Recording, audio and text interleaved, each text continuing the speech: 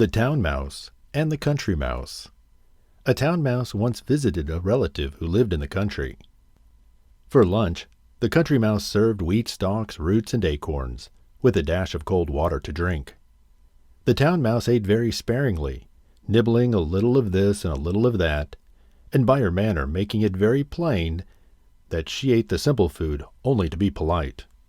After the meal, the two had a long talk, or rather the town mouse talked about life in the city, while the country mouse listened. They then went to bed in a cozy nest in the shrubs, and slept in silence and comfort until morning. In her sleep, the country mouse dreamed that she was a town mouse, with all the luxuries and delights of the city life that her friend had described to her.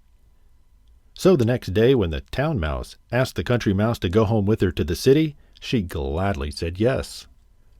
When they reached the mansion in which the town mouse lived, they found on the table in the dining room the leavings of a fine banquet.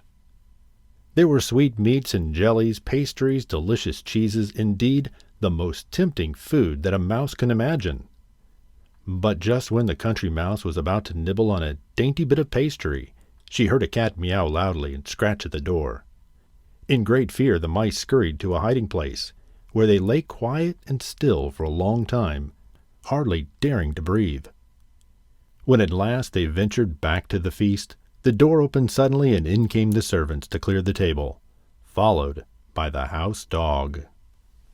The country mouse stopped in the town mouse's den only long enough to pick up her suitcase and umbrella.